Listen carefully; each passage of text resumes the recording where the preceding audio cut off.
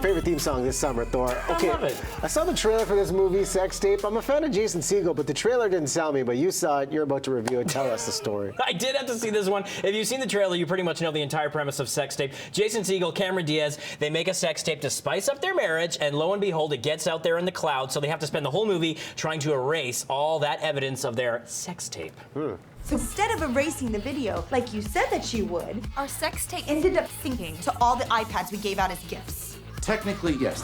My mom, Robbie my boss, and the mailman. the mailman. It was Christmas.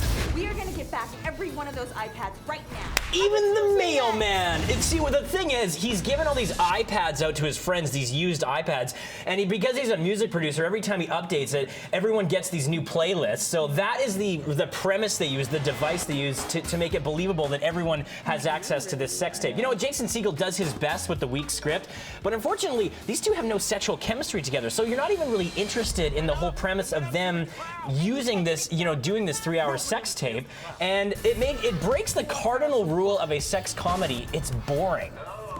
You know Which you never want to have. It looks like it's one gag dragged out, played out over a full-length feature. Even as good as Jason Segel is with his comedic timing, can he save this movie, or do you think this is pretty much a pass? No, he can't save it. Things like this with the dog gag, which we saw like in movies like There's Something About Mary. And Cameron Diaz, she just sort of does the same role over and over again. It's got a scene-stealing extended cameo from Rob Schneider and Rob Lowe. And Rob Corddry is also quite funny in it, but the premise just falls apart. It's sort of like they hit the climax of the movie about 45 minutes in, so there's no real point in finishing after that. They hit the climax of Sex Tape. They do, yeah. There's There's no point finishing it. A lot of puns here. How many Hammers? 2 out of 5. 2 out of 5. It wasn't horrible. It's like a movie you would watch on a 12-hour flight if you're really desperate.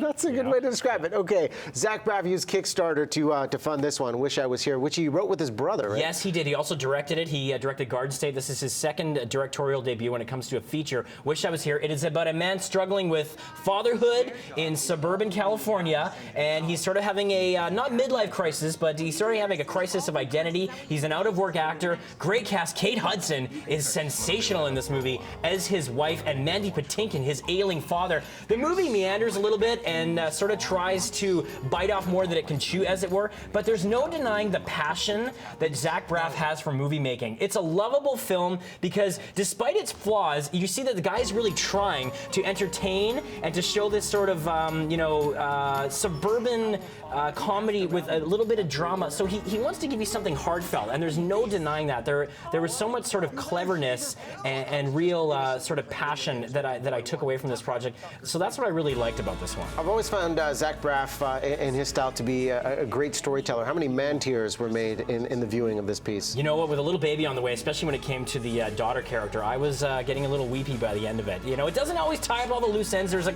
couple of repetitive things that it does that we've seen in movies before. So maybe a little bit formulaic, but made with a lot of heart. I quite enjoyed this film. What's the hammer drop? 3 out of 5. Okay. There you go. Thanks very much. I like your review of Planet of the Rise of the Planet of the Apes, or Dawn of the Planet of the Apes. Gonna see that one this weekend too. Yes. All right.